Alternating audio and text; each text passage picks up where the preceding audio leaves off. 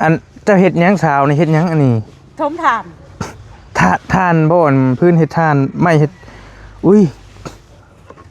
เป็นทีมด้วยชุมเจ้าได้เก็บมาเผาแล้วเฮ็ดทานขายไอ้ยาได้จักซอบนี่สาวเบิดนี่ตะเก้าดิร้อยโชะผู้เฮ้ยจะเฮ็ดกับไผเฮ็ดผู้เดียวอีกเอาแล้วเฮ็ดผู้เดียวอย่างวะคอยถามยังเลยคอยสิถามเจ้าแนวเจ้าตอบได้เจ้าก็ตอบเด้อตอบบ่ได้ก็บ่ตอบบ่ตอบโอเคเจ้านั่นพ่อแม่เจ้าไปไสเสียไปเลยเสียนี่ตายบ่หรือว่าเพิ่นไปทางอื่นพ่อหาตายแม่ไปทางอื่นเพิ่นไปไสยากแลน้องก็บ่บ่ได้ติดต่อกันเลยเพิ่นก็ไปแต่เพิ่นนี่แหละคู่มื้อนี้เจ้าอยู่ผู้เดียวกินข้าวกับหยังมื้อนี้กินข้าวกับปลาทูมาแต่ไสฮะโอ้ยซื้อเอานี่เลยซื้อเอาโอ้เงินขายทานนี่อันนี้เฮือนโดยเป็นแหละเฮือนแล้วพี่น้อยเฮ้ยน่ะไปกันน้อยป้อมันไปแล้วมันสิฮักไปแล้วปวกกินงอนกินโอ้ยนูหลายยังบ่เล่งบ่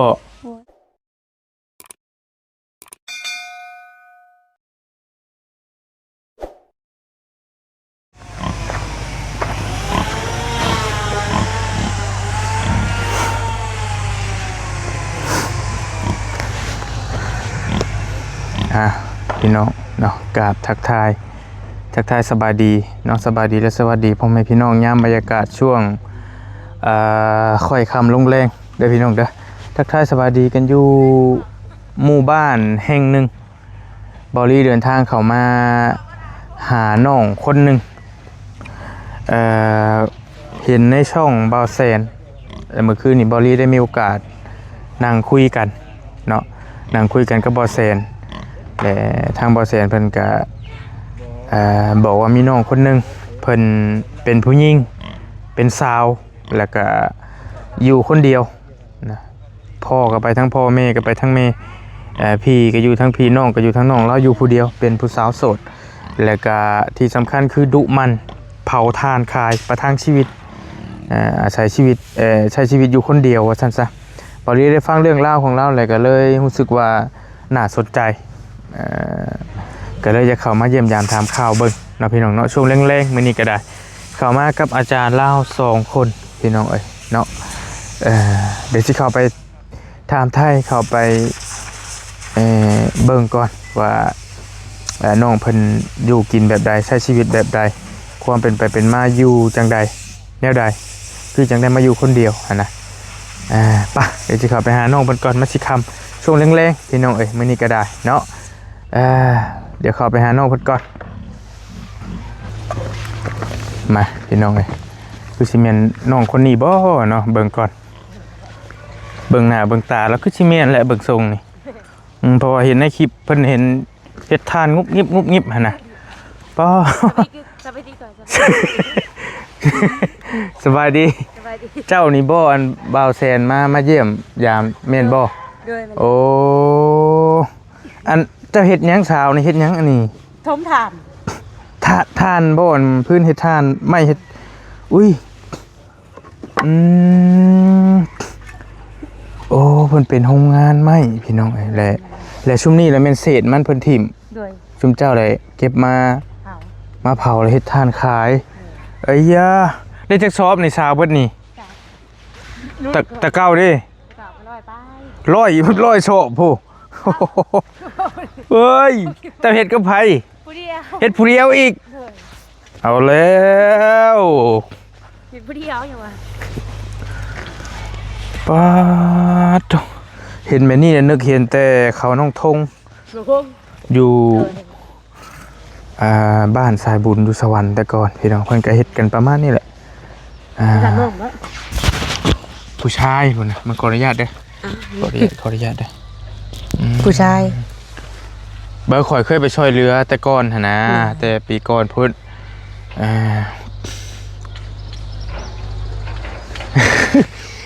เจ้าชื่อหยังชื่อน้องดำจะเบิ่งอันนี้บ่โคมข่อยอันข่อยไว้เยืองเดี๋ยวว่ากอง โคมเอาบ่อยากได้บ่คนยังขาดซื้อน้องดำ เลย อายุเท่าไรล่ะ 21 หัก21ปีนึง โดยจะอายได้ค่ะ ข่อย29ปี เท่าอย่าเท่าแล้ว อยากเฒ่าแล้ว ได้จ้ะ ว่าดอก29ปีเฒ่าเลย แม่น บ่อันใดก็ได้ ญาติอยู่เบิ่งอยู่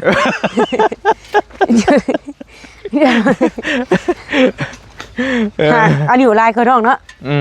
อย่าว่าน้องเฒ่าค่ะคู่ อันนี้กำลังเจ้ากำลังอันแล้วแล้วบ่เจ้าทมแล้วเจ้าสิเผาอันนี้บัดนี้ มีแต่ใส่ขี้กบอะไรตาขี้กบใส่อันนี้มันอันนี้ทมข้างใส่ขี้เลื้อย โดยของเจ้าเองบ่หรือว่าแนวใด คงดีแล้วของเองเลย ของเจ้าเองนี้เฮือนซ่านได้อยู่ไสเฮือนซ่านเจ้า ตัวเราเมื่อ ตัวหลังน้อยๆนี่บ่ โดยมันแหละ จังหน่อยจังย่างมือเนาะ โดย เดี๋ยวค่อยสิเดี๋ยวสิถามไทยแล้วก่อนเบิ่งก็เด้อจักสิเริ่มถามแบบใดเด้บัด ถามรถบ่ต้องเกรงใจ ถามหยังก็ได้บ่ โดย เราดูอีหลีพี่น้องมากก็คุบคลิปอยู่มื้ออื่นบ่จะเผาหรือว่าจังไดอันนี้ มื้ออื่นพุ่นแล้วบ่มื้อทมแล้วก็เผาเลย ถมแล้วยามใดแล้วเป็นเผายามนั้นเลย แม่นอ้ายมาก่อนเนาะดอกว่าสิตักขี้กบทมหลังมัน เอาข่อยมาคัดจังหวะเจ้าบ่นี่ ก็บ่ได้จักว่าแหละว่าสิว่า โอ้ไอ้ผู้สึกผิดแล้วบัดนี้ บ่ว่าสิว่าเพิ่งมื้ออื่นเลย บ่สิวางเพิ่งบืน ก็ โอ้ยเนาะเมื่อยเด้อ้ายมาก็ เจ้าฮู้จักข่อยบ่ บ่ได้คือคุณเบาลี่บ่ เอ้าเจ้าคือจักข่อย จักแล้วคือสื่อว่าเบาลี่ เจ้าได้ยินไผเว้า คุณนะ จะมีโทรศัพท์บ่ ก็บ่มี โอเคคุณยัง ยาแล้ว เคยมาบ่เด้ มาหาครั้งแรก บ่ เคยมาหาเจ้าเทื่อก็สิเห็นเจ้านี่แหละ ได้ยินบ่เซนว่าเจ้าดุมันเจ้าอยู่ผู้เดียวลำบากหาเช้ากินค่ำก็เลยอยากมายามข่อยมักคนดุคนมัน ก็รึไป อยากบ่แม่นว่ามักในอื่นได้มักอยากสนับสนุนหั่นนะความหมายว่าหั่นนะขออนุญาตนั่งลงนิดนึงได้ป่ะขอสิถามไทยเจ้านิดนึง ถามเด้อ ขออนุญาตเด้อนั่งอยู่คอร์ดนี่ก็ได้โอเคพอยืนคุยมันคือว่าได้วันหนึ่งนะมันก็ได้คือสิคนคือทรงสิอารมณ์ดีเจ้าเนาะ แม่น บ่ให้ไผบ่ บ่ให้ ครั้งนี้ได้ ก็เลย ขอสิจื้อไว้มือหน้ามือในมาเจ้าให้ข่อยสิเอาคลิปนี้ให้เจ้าเบิ่ง บ่ได้ให้เด้อ บ่ให้เนาะโอเคเบิ่งเด้อข่อยถามหยังเลยข่อยสิถามเจ้าแนวเจ้าตอบได้เจ้าก็ตอบเด้อตอบบ่ได้ก็บ่ตอบ บ่ตอบ โอเคเจ้านั่นพ่อแม่เจ้าไปไส เสียไปแล้ว เ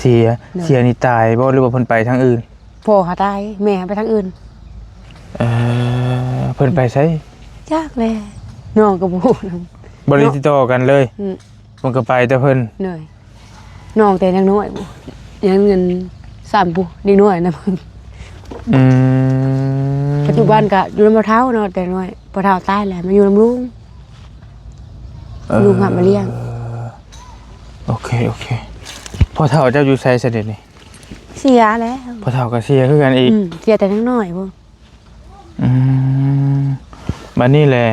คู่มื้อนี้เจ้าอยู่ผู้เดียว เลย พี่น้องเลย พี่น้องก็เห็นนั่นแหละ ลูกเดียวแม่เดียวเจ้ามีพี่น้องจักคน พี่น้องเจ้าอีกแท้ๆจักคน เอื้อยบ่ มีเอื้อยมีอ้ายบ่หรือว่ามีน้อง มีเอื้อย2คน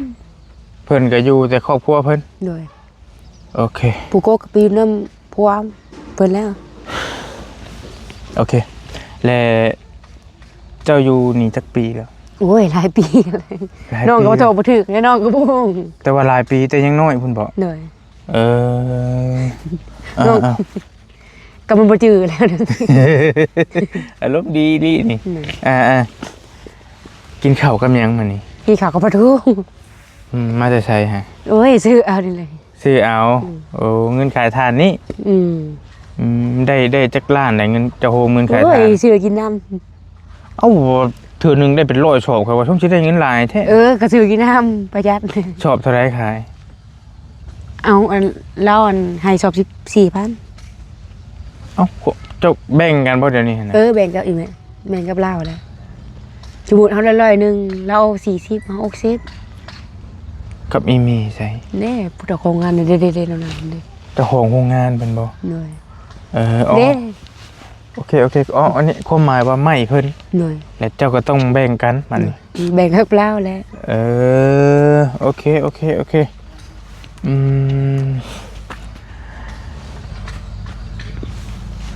คือบ่ขอโทษเด้อคือบ่เอาผัว โอ้โหเอาไปมันลำบาก บ่อยากได้บ่ บ่ เพราะว่าข่อยไปมาหลายทีบางคนทำเจ้านะเขาเจ้าได้ลูกได้เต้าบ่ได้เลย บ่คือดอก บ่คือทั้งน่ะ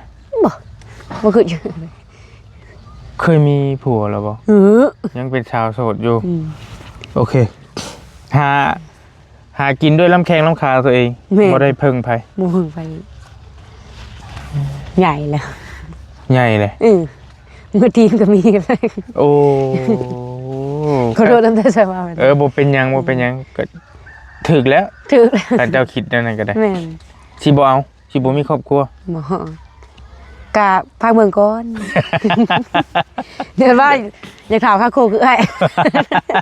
ยได้แล้วบ่ ฮะ อ้ายได้แล้ว ไอ้ได้ลูกผู้หนึง นะ ได้เมียผู้หนึง นะ อืม หมูมีไผมากดอกคนคิดได้ มีอยู่น้องชายบ่สิติดต่อให้ ดูเด้อ เอ้าดุมันคือเจ้านี่ บ่ มีอยู่คนจะบูดดอกคนอยากได้นะจะดุเด้เขาก็มานอนอยู่เจ้าก็หาเลี้ยงเขาบัดนี้ โอ้ยบ่ได้บ่ได้ไปคอยบ่ได้ไอ้ เอ้า น้องก็ตัวบ่รอดแล้วเอาตัวบ่รอดแล้ว โอ้ยเอาบ่ข่อยถามหน่อยเจ้าเฮ็ดมาหลายปีบ่ว่าสิบ่มีเงินเก็บนี่ ก็มีอะไร มีหลายเด้อบ่ ก็บ่ได้บ่ได้ เว้าบ่ได้ เว้าบ่ได้แล้วชื่ออยากจะเฮ็ดหยังคือ เอ้ามันความฝันเจ้าอยากได้หยังล่ะสมมุติว่าได้เงินเป็นกอบเป็นกำ น้องก็อย่าพูดนะ เป็นรถจักร เป็น ขี่บ่เป็นหิวเป็น โอเค เจ้าอยู่ดินไผ ดินบ่ ดินเจ้าเอง แม่นแล้ว ดินแม่ก็ซ้ำดินเจ้าเอง แม่น และจะมีไฟฟ้าบ่เฮือนเจ้า นี่ และอันรถจักรบ่มี บ่ โทรทัศน์พัดลมตู้เย็นนี่ยังมีเบิด มีรถทักก็บ่มีพัดลมบ่ใช่หมู่มากพัดลม เอ้ายามฮ้อนได้ใช่แม่นอยู่ร้องยามนี่ โอ้ยน้ำร้อนก็บ่เอา ยามฮ้อนจะสิบ่เพื่อแตกไปบ่ บ่แตกก็ยากโอ้นะเฮาบ่เคยเปิดพัดลม บ่มักใช้พัดลม มีแต่เป็นไข่เลยใส่พัดลมเป็นไอ เอาอากาศธรรมชาติเนาะ แม่น ธรรมชาติแล้วพอ พัดลมมันเตะ เต้ทีมรถ โกยเอาบ่ถือกับพัดลม โอ้ยเนาะโอเคนี่หน่อยก็อยู่แบบบ่ได้มีหยังแต่โทรศัพท์มีหยังก็บ่ได้มีใช้บ่อาบน้ำอาบในอยู่ไส ก็อาบน้ำในเรือนเอกอาบในห้องน้ำ มีน้ำอาบอยู่ เลย มีน้ำบาดาลบ่หรือน้ำจากประปา น้ำบาดาลแล้วปิงเอาก็ น้ำเจ้าเอง เหนื่อย โอเค พัดลมก็บ่ใช่ พัดลมบ่ใช่ บ่มัก บ่มักใช้ เอา พัดลม ไอได้บ่ถือกับมัน เจ้าคนบ้านเกิดเบื้องนอนอยู่นี่เลยบ่ โดยมันน่ะ ได้เฮียนอยู่บ่ ได้เฮียนอยู่ เฮียนเฮาใส่ โอ้ยห้อง บ่ซ้ำออกกับเสี่ยว ออกกับเชียว พากันโดดเฮียน เคย เป็นหยังมันเป็นหยังจังออก โอ้ย บ่อยากเฮียน ดื้อนะจังหน่อยเลย โอ้ยเมื่อยเด้เป็นเด้อติอ่านได้เขียนออกแล้วติ บ่ได้ บ่ได้ช้ำ บ่ได้เลย อ้าวก็ยามันเด้อเขาทำเอาไปกรุงเทพก็บ่ไปบ่อยากไปเด้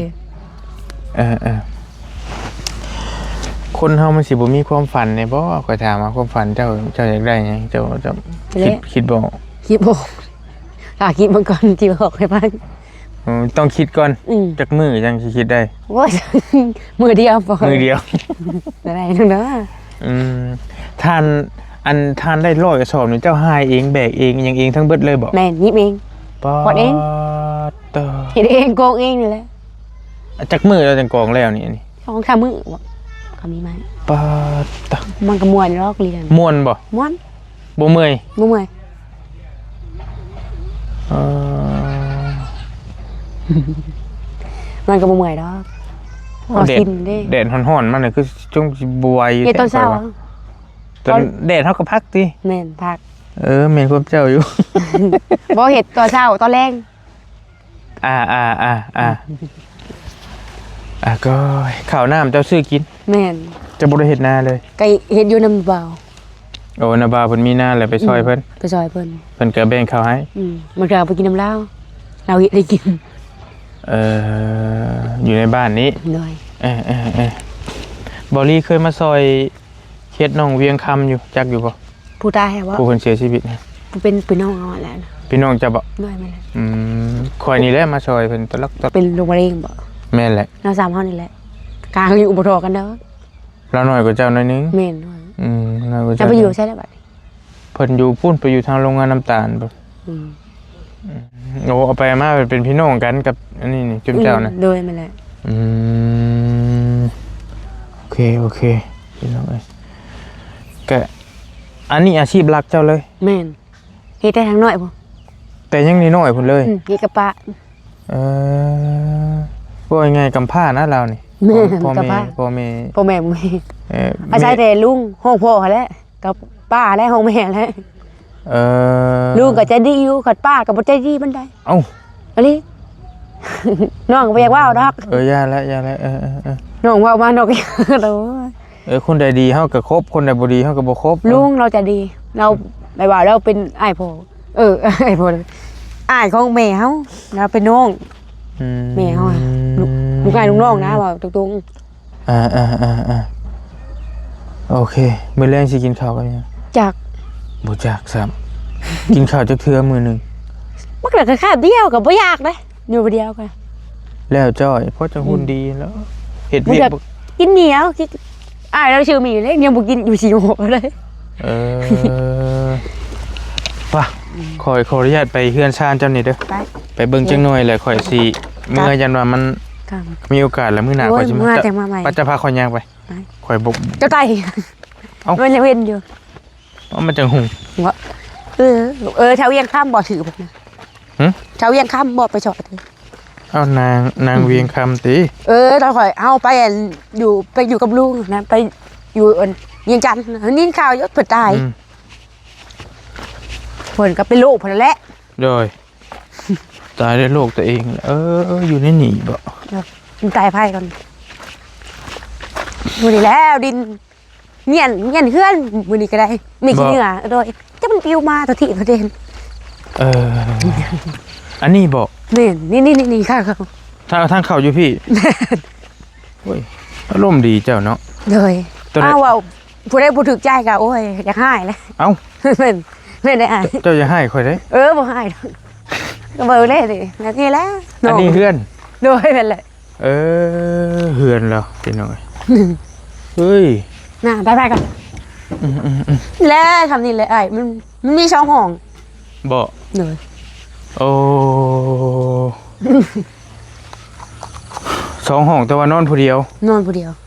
มีไฟฟ้าพร้อม บ่ได้กันสักปั่นเครื่องชั่วมื้อนี้ไผพานี่ จะไปนั่งเพิ่นก็ได้เพราะเขาสิขึ้นไปถึง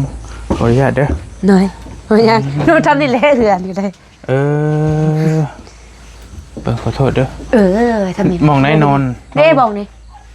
มองดีก็อ้ายนอนมันบ่อยู่เลยนะมันขึ้นไปเรียกแล้ว โอ้ตะกี้อยู่กับอ้าย แม่น อ้ายเพิ่นก็ไปแต่เพิ่นบัดนี้ แม่น เปิดพื้นไปนำโพเพิ่นนั่นแหละน้ำรุ่งนั่นแหละ ดินเจ้าฮอดไสอันนี้ นี่แหละปู อันหัวนี่น้อยนี่บ่ แม่น อันนั้นห้องน้ำเจ้า แม่น ยังดีเรามีห้องน้ำ ยังกว้างอยู่ดอกดินกะ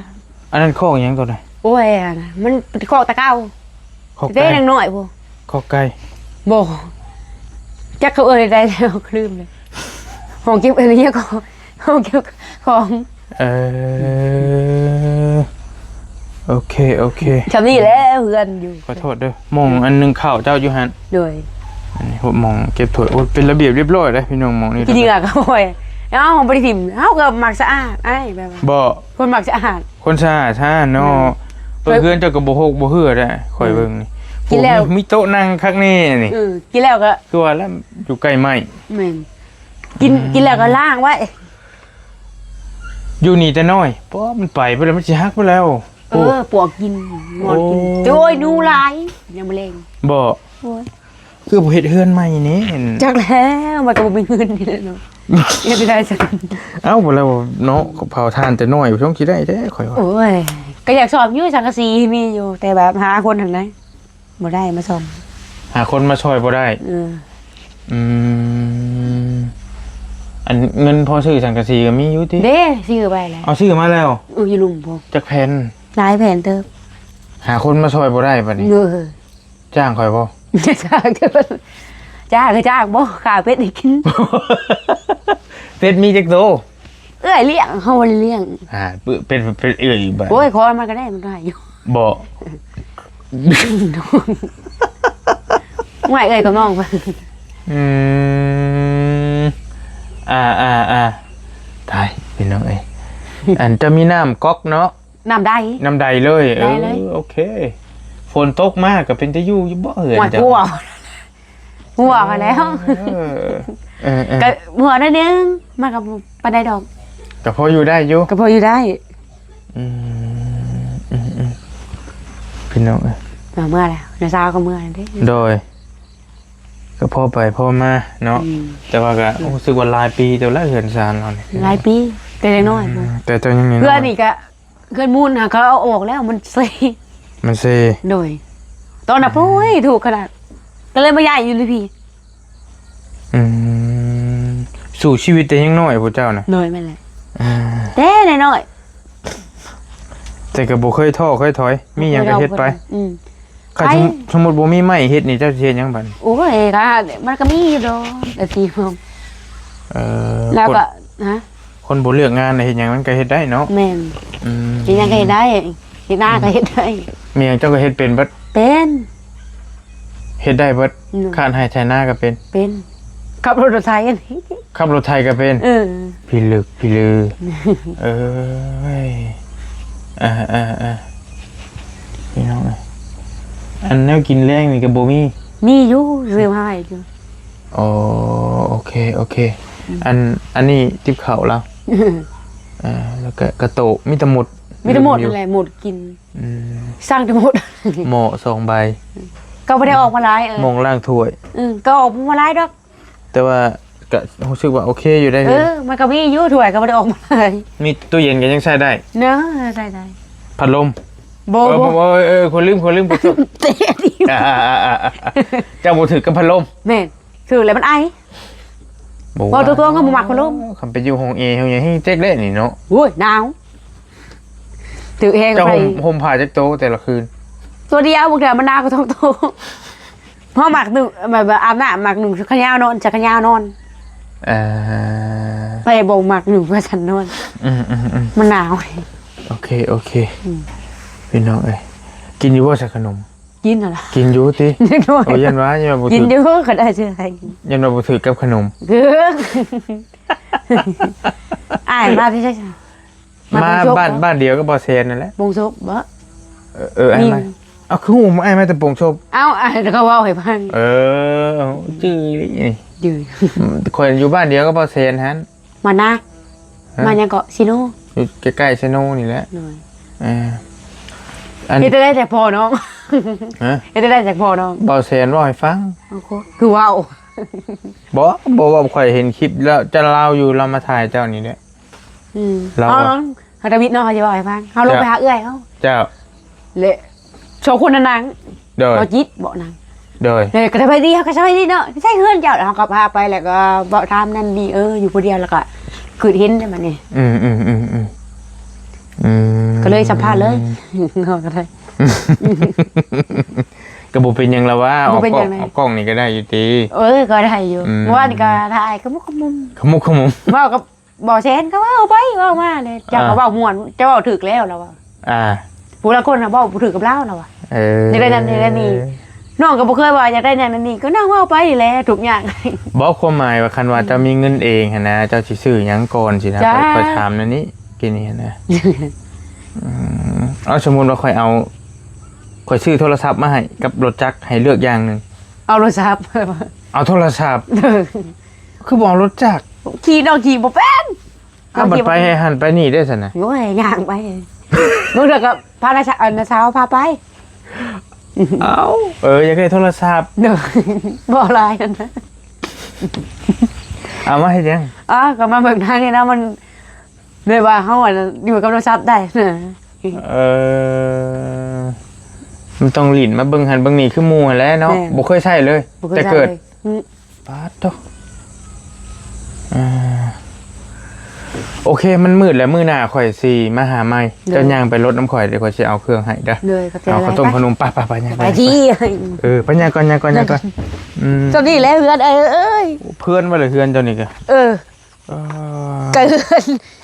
แต่เก่าเขาก็อยู่น้ำแต่เขาได้ลูกได้ผัวบ่ได้นะน้องก็บ่เลย ก็อยู่ผู้เดียวบัดนี้ อ้ายมาเข้าโรงเรียนมันก็ออกมันก็ไป ไปย่างก่อน ถามว่าเขาบ่คืนบ่น้ำพอบ่อยู่เฮือนนี่แหละเฮือนตัวเองนี่แหละอ้ายเอ้ยเฮ็ดเวียกน้องก็บ่เอ้ยอยู่เฮือนนี่แหละมันสบายน้อง โอเค ก็มันก็ชินอยู่ได้อยู่ผู้เดียว เนาะก็ดีแล้วกันคิด มื้อห ได้ น้าก็มาลินน้ำไม้ สิมาหลีนทำไมมันมีโอกาสไปยังพายัง อ้าว ไปรถก่อนเพื่อน โอ้การเขียนได้แล้วเนาะเบิ่ง ลึ จุ กพุ่งพี่บ่ นี่แหละนี่ ซื้อเนาะ การเขียนกันยังไงล่ะไอ้ โอ้มีบ่ละเขียดแทน มีอยู่แถวนามันอยู่ชุดอ้อยเคยกินบ่เขียนแท้กินบ่เจ้า กินอยู่ กิน เจ้ย ตื่นเต้ เจ้ายาแล้วเดี๋ยวนี้ บ่อย่า โอ้หอมกินอันนี้พี่น้องไอ้กุ้ม ขี้เลื่อย ปืนนี่แม่นข้อกุ้มนั่นนี่เนาะ โอ้ยตอนแรงจ้าบ้าเพิ่งหมดแล้ว บ่ โอ้ยผู้เดียว วางเพิงเลยปืนนี่ เอ้ยเป็นเลย ขี้ลึกขี้ลือน างเผาเบิดมือ โอ้ นางเผาเบิดมือมื้อนี่ เจ้าพี่มารถเลยจะเอานี่ให้คุยจะเอาขนมให้ บางมื้อก็นี่แหละบันลีน้ำเอื้อยนะ พี่จอดก่อนบายดีได้อาจารย์ได้เดี๋ยวช่วยขอบใจยันว่าเราบ่ถือกับพัดลมเราอ่ะ บ่ถือกับพัดลม เด้ น้องนี่แหละ ข่อยก็เลยถามว่ากินถืออยู่ว่ากับขนมกินบ่กินอยู่เราอ่ะ เราว่าบ่ได้ได้บ่พัดลมบ่บ่ใกล้กันบ่แต่บ่เรียกใกล้ได้พัดลมฮะน้องมันแบบบ่สบาย ข่อยก็หาแต่เห็นนี่แล้ว บ่มักพัดลม อยู่ใกล้พัดลม โยน้องบ่มักแล้วเนาะมันแบบว่าเฮาอายให้นะอ้ายเฮาเราเป็นมักเป็นไข่ดุเนาะ โอเคมาพี่เอาขนมให้กินกันขนมถึกอยู่เนาะ ถืออยู่ โอเคถึกอยู่เพิ่นว่าว้าวอันนี้อีกเด้มีก็ถึกอยู่หรือว่ามีโอเค มีได้เราซื้อให้ว่าอย่างยังบ่กินยับเนี่ยไม่แย่งเบิ่ง เอาบ่ใช่เอาอยู่บ่ เอาอยู่ได้เอาไว้เนาะคันได้จะดีเนาะ โอเค ไปเด้อ นี่เด้อ อายุนี่มีเอง เคยกินอยู่บ่กินมันลูกเสียได้โอ้ อยู่ไทยวะ นี่แทงเลย น้องบ่ได้อาบน้ำได้น้องยังบ่ได้อาบน้ำได้ เสียหับอยู่บ่ กล่าวแล้ววะ เอากระอาบเราว่าเพิ่นว่า อยู่ใกล้ยันว่าเป็นน้องนั่นเดี๋ยวนี้ ข่อยก็บ่ทันอาบคือกัน นางคนยังว่าบ่เบิกกันนะมือครบเอาตะกี้บ่ได้เรียกมันขาวเนาะ กินเบิ่งแซ่บอยู่บ่ คือว่าแบบว่าคือเผ็ดๆว่ะ บ่เผ็ด แซ่บอยู่ เอาไปเลยเงินถืออยู่หรือว่าเงินเอาอยู่บ่ ถูกแล้วว่าก็เอาหลักหาย ฮะ หลักหาย อยากให้ แล้วก็ เอาไว้ซื้อM100กินเด้อ ไปอีกเกมเลย เอากินยังซะ บ่ถึก บ่ถือM100อีกล่ะ กินเป๊ปซี่ ผู้บ่าวถือบ่ผู้บ่าว บ่เอามาให้ยังให้ละคั่ว เอามาให้เจ้าเลี้ยง โอ้ยมาให้ละคั่วป่ะ เขาถามบอกว่าเอ้าบอกว่าโอ้ยมาเห็นแล้วกลัวบ่ อารมณ์ดีลีหรอกไงโอเคเด้อค่อยเดินทางเมื่อป้าก่อน โดยโชคดีเด้อ เดี๋ยวจังหวะ เอาเงินรถชัน สบายดีแซ่บอยู่บ่ เจ็บอยู่เลย สบายดีกัน สบายดี โอเคขอโทษเด้อเอาแล้วนะ เออ มือหนาจะมาหลินแล้วใหม่ก็ได้ บ่ได้ให้กันแล้วว่ามาเรื่อยกัน บ่ให้ได้ โยยัน โย มา มันก็บ่เงาได้มีคนคุย ยันมาเรื่อยว้ายอ้ายนี่มาเรื่อยมาเรื่องกับบ่ไหว้เว้ย เนาะมีคนคุยน้ำก็น้องก็ดีใจแหละ ยันวะอย่ามาก โย วน น้องก็อยู่คนเดียวมันก็เงา เห็นว่า แม่ว่าน้ำเนาะ ข่อยเฮ็ดทานนี่มากวนข่อยบ่ไหว้อีกแล้ว โอ้ยอย่าก็บ่ให้ไปได้ดอกเพิ่นได้ว่าอ้ายแล้วสะดวกมาก โอเคใช่ไหมอยู่ดีมีแห้งเด้อปีใหม่เด้อส่งมาร่ำรวยปีใหม่ไปข่อยจะไปป้าแล้วบัดนี้ไปหากินข้าวก่อนเดี๋ยวจังว่ากันพี่น้องเอ้ยไปคุยน้ำบอเซนมันบอเซนไปสิคุยน้ำจะไปคุยน้ำเจ้าอยู่เด้อโอเค อ้ายก็มาน้องก็ดีใจแล้วมีผู้ฝากนำเนาะน้องมีผู้ฝากนำ โอเคแม่บอกว่า โอเคมีผู้ฝากนำอยู่มา เจ้าไปเลยเด้อ ไปโชคดีถึงเลข3ตัว จะโอโกโจโดโอเคเล่ากันเนาะโอ้พี่น้องเอ้ยไหลรั่วไหลอ่ะพี่น้องนี่ก็เป็นน้องดำเฮากับมาพ่อพอดีมากับอาจารย์ลาว2คนแล้วก็เพิ่นมาอยู่ในโรงงานแล้วก็เก็บเศษถ่านนั้นเผาพื้นเผาเก็บเศษพื้นนะว่าพิษเก็บเศษพื้นมาเผาถ่านนั้นขายและแบ่งกันกับเจ้าของเพิ่นว่าซั่นก็ประทังชีวิตไปอยู่คนเดียวเราก็ได้ก็ที่พักอาศัยเราก็เห็นแล้วพี่น้องก็มีไฟฟ้าอยู่แต่ว่ามันเป็นกระตุกน้อยๆก็ปวกกินมาแล้วตู้เย็นมีอหยังก็พอมีอยู่เราห้องน้ำห้องในก็มีแต่ว่าอยากได้เฮงนั่นคืออยากได้โทรศัพท์เพิ่นว่าประมาณนั้นเนาะอันนี้ใดก็แล้วแต่พี่น้องฝากเคสน้องเพิ่นน้องดำเพิ่นดุมันเฮงเฮ็ดทานขายให้กผู้ชายเนาะมันมืดหูมืดตาแล้วบอลลี่กับสิขอโตไปหากินข้าวกินน้ำก่อนกับอาจารย์ได้ทั้งมื้อหน้ามื้อในมีโอกาสก็จะมาเยี่ยมเราใหม่สบายดีพี่น้องบ๊ายบายเจอกันใหม่บ๊ายบาย